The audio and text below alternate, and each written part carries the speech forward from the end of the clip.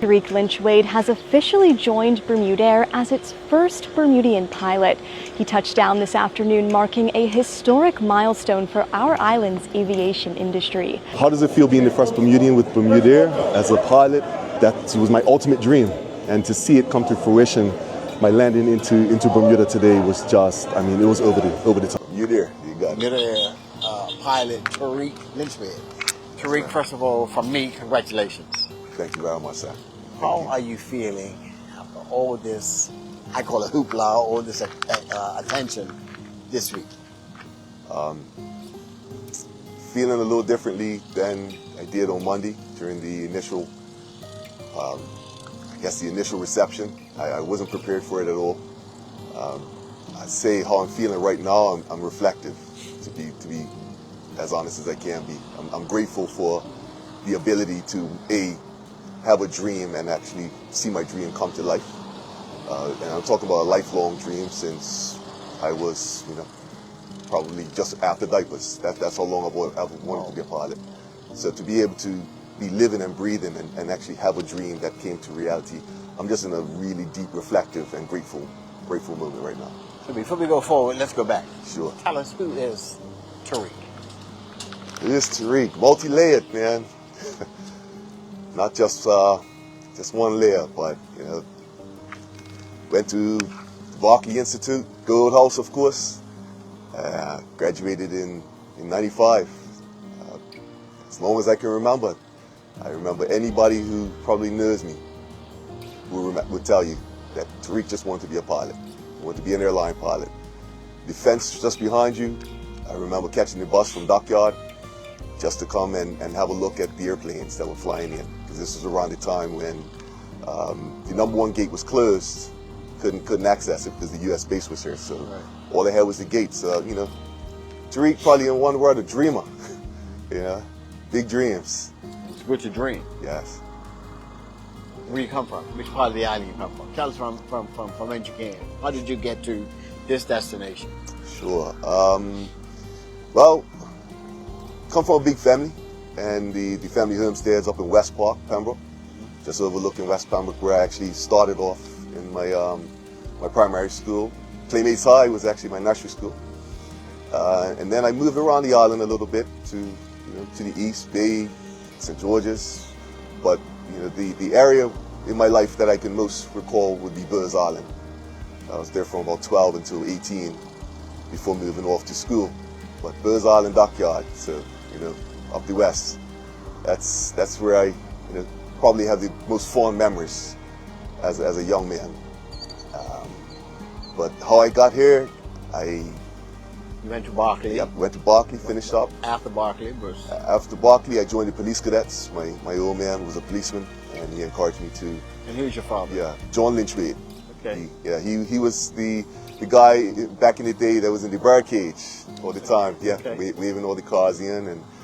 But he had encouraged me to consider the police cadets, because the police cadets had a program where they would cover the Bermuda College and cover your salary as well, and just develop you in discipline and on-time performance. So I joined the police cadets right after Berkeley, attended Bermuda College for 2 years, saved up every bit of change I could, because I knew that embarking on a journey of becoming a pilot was going to be very expensive, extremely expensive, as a matter of fact. Applied for every scholarship and bursary that I could, every educational loan from every bank. I mean, I was writing applications left, right, and center. But I did that for 2 years, and after I finished up at Bermuda College, I went over to Florida, in Jacksonville, Florida, and that's where I started my flight training out of an airport called Craig Municipal Airport. Did all of my licenses, from my private license to my commercial. I became an instructor, so I actually taught people how to fly airplanes, which I probably have the most joy, in teaching people and helping other people to realize their own dreams.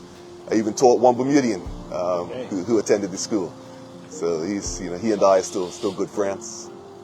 And I did that for about 2.5 years, right when the airlines were really starting to hire. I applied to a company called Delta Connection, which was based in Atlanta, Georgia. that was my dream job. I, always wanted to work for what was known as Delta Airlines. And so this was that next step. And I'll never forget the first day of class, having taught, numerous students. The first day in class, the instructor said, in 2 years, all of you guys are going to be captains. Every last one of you. Well, guess when I joined? Just before the recession. 2 years later, I was without a job. So, once again, adjusting sales. So, that's me. Adjusting my sales always. A lot's been placed on your shoulders. Yeah. Just this week, I learned all of our young men, I'm not even talking about color, Yeah. our young men in the island are looking to you. And you can do it, they can do it. What might you say to them? Give yourself grace. Give yourself a chance. I like to believe in you have the choice. And every day is a challenge. Don't get me wrong. I don't have it right, but I would say, you can be the thermostat or the thermometer. And what I mean by that is, if you're the thermometer, everything around you is going to affect you and impact your mood, and that will shape you. But if you try to be the thermostat, make a conscious decision to be a thermostat and set your pace, things will fall into place for you. Also, one thing that has worked for me is by setting a goal. The goals can change, don't get me wrong, but set a goal and work backwards. Think of everything that you need to do to get to that goal, but work it backwards. So I wanted to become a pilot. Well, I knew I needed to study. I knew I needed funds. I would say, stick to your goal, and it's yours. You can adjust your purpose and your path. You can adjust the process as much as you need to, but you hold your goal close to your chest, and you go for it. But give yourself grace, because you are going to have stumbling blocks, and you are going to come up against obstacles that, quite honestly, you don't believe that you're going to overcome. I've had several, but you climb. As long as you can breathe, as long as you can get up, as long as you've got a working body, working mind, you can overcome that obstacle.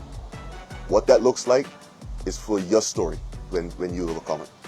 A lot of my young men are challenged today. How did you stay on the straight and narrow? Especially to achieve where you are today.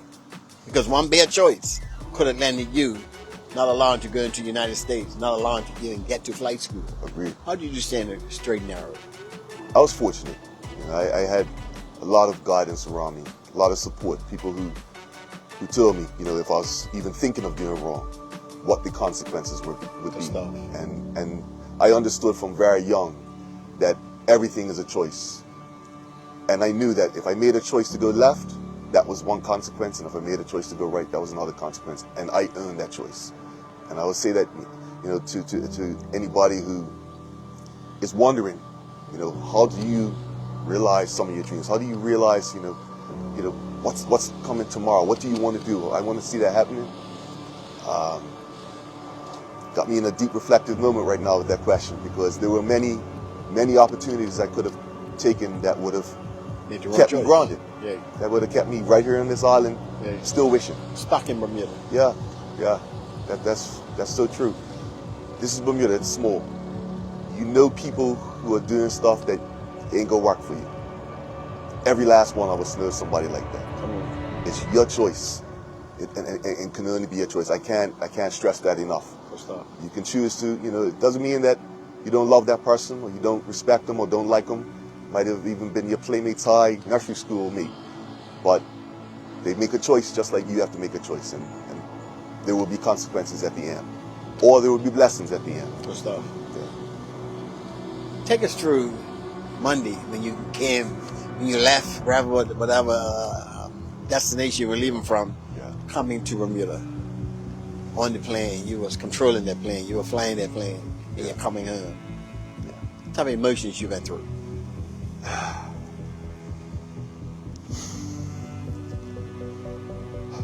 I dare not count how many emotions I went through, because there were So many. countless. Yes. I just remember descending, just behind us here, descending, and I could see the island. I was around 12,000 feet. And it was deep blue ocean. And then that lighter blue ocean with the reef started to come into my sight. And I could see the island. And here I was in the front of the airplane with 60 passengers behind me, trusting me and my other colleague to get us on the ground safely. So I didn't have a lot of time to get into my own head to think about what it meant for me, but more so what it means for the people behind me who are entrusting their lives in my care, but also I'm flying to my homeland as a son of the soil.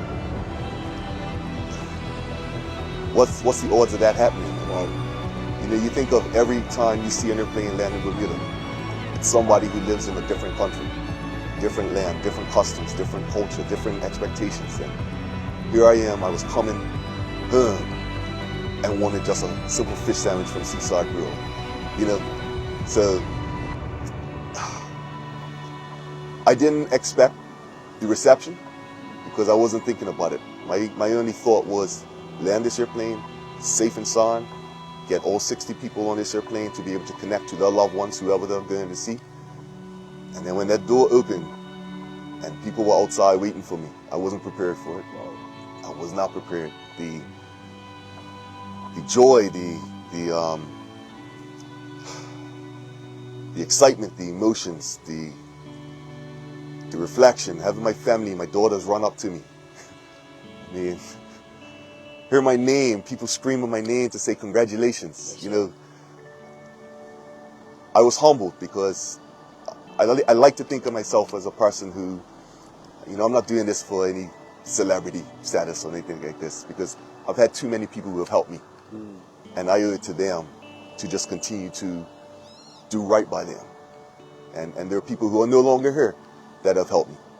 And I carry them with me every time I go. So, you know, flying into the island, I had a whole host of emotions that just made me feel just ultimate gratitude. Now, tomorrow is going to be another first for you. Yes, yes it is. And I know you said you were nervous. Yeah. But your mom has told you she's not flying until you fly. What does that say to you? I listened to you and wow, that I tell you got a lot on your shoulders. A lot on my shoulders, my mind, my chest, you name it.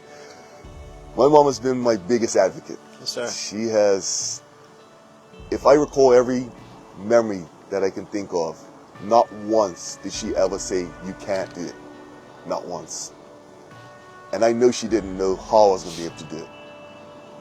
Coming from the island, I mean, there was no airline. There was, the thought of BermudAir didn't exist, other than in my heart, that one day I said, I'll fly for Bermuda Airline. And my mama said, son, if that's what you want to do, you go for it. And so I come from a background of always encouraging people because that's what I received. Yeah. And I was very, very fortunate to get that. And so when she told me the other day that she's not leaving this island until I fly her, it just so happens that I'm going to be flying her to Florida tomorrow. And, you know, that moment, I can't predict how I'm going to feel, but I can tell you how I feel right now. Yeah. And that is just pure gratitude. Yeah. And I know I'm going to keep saying that word a lot, but, you know, when I dissect the word, it exudes in every bone of my body of how grateful I am to that woman, particularly, to always be behind me and support me and say, you know, hey, guess what? I don't know what the answer is tomorrow. I know you don't, but it will come. You trust in God, you trust in you keep your faith, it will happen. And it happened. It may not have happened how I envisioned it, but it happened. And I adjusted my sails and I rolled with it. So, yeah, happy to take Mom's. And this will be the very first time I'm taking her on a plane in my entire career. And your mom's name, if you don't mind? Sure, it's Donna Kelly. Yeah, yeah, she's from out West Park too. Yeah, Parent Chief is her maiden name. So she comes from a strong line of Bermudians as well who have fought for Bermudians. Some of the people you might want to thank. Yeah. You can say it right here live, while we're live. Wow. That's backed you, that supported you. Yeah. And then we can talk about BermudAir, giving you the opportunity. Well, today also happens to be my old man's birthday, 75 years old. Wow. John Lynch-Wade. I just want to thank him as well for instilling the discipline in me. Happy birthday to your father. Yeah, right. I'll pass that on to him for sure. Yes, sir. And 75. What can I say? My mom, Donna Kelly, my stepdad, Ray Kelly, who has also been right by her side when he joined her life. He supported me as well. A gentleman who was my former boss, Peter Adamar, who was an advocate for finding avenues for Bermudians. Of course, Adam Scott with BermudAir, who he has a vision, just like we all have visions, but he has bolted on to mine, and he's very supportive. My teachers at Barclay, I had Mr. Simons, Mrs. Burrows, the late Miss well, she was known as Mrs. Babisi, but Mrs. Simons, sorry, Miss Simmons now. They all pushed for me, Mr. Washington, Mr. Stanfield Smith, from Barclay. I've got a whole Rolodex of people who made up my village that I could think of. My brothers, my younger brothers, I'm the oldest of 6 in total. Okay. My younger brothers, Takuma and John, they rode for their brother hardcore. They came out here to the airport when they weren't even interested in their planes. That kind of love and dedication, having younger brothers with me, 9 and 5 years old at the time when that they were. And here they are, wishing their big brother all the best, not really understanding what that means for them. So those are the names right now that I can think of. Yes, sir. Yeah. So For BermudAir. Bermuda has its own airlines. Yeah. Who would have thought? yeah, Who would have thought? I felt it, but like you said, who really would have thought? 2 years ago, not even 2 years ago. Yeah. Not even 2 years ago, there was no Bermuda airline. It just didn't exist. And when you think of the need and the void that having a local airline would fill, and now we're here. It's here in the flesh. It's tangible. You can see the colors. It's making an impact. It's clearly made an impact on my life. By helping me achieve a dream and realize a dream. Here it is. Connecting people. I think we've had something like, approaching 3,000 flights, close to 3,000 safe flights. Yeah. For anybody who worried about having a Bermuda airline and what that would look like, you no longer have to worry. The airline meets all the international standards in the aviation world.